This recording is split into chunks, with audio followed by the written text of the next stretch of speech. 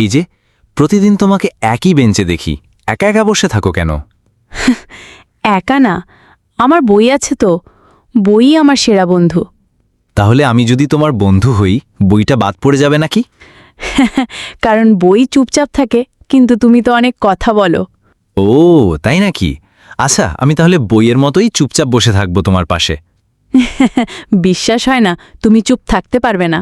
ঠিক বলেছ, আমি চুপ থাকতে পারি না, কারণ তোমার সাথে কথা বললেই আমার দিনটা ভালো লাগে। তোমার এই কথাগুলো সিনেমার ডায়লগের মতো শোনায়। না, এটা সিনেমা না, আমার আসল অনুভূতি। তাহলে বইটা একটু সরিয়ে রাখি? মানে তুমি এবার আমাকে সময় দেবে? তবে শর্ত আছে। কি শর্ত? তুমি প্রতিদিন আমার হাসির কারণ হতে পারবে। Deal final. এরকম নতুন নতুন কার্টুন ভিডিও পেতে আমার ইউটিউব চ্যানেলকে সাবস্ক্রাইব করুন। ধন্যবাদ।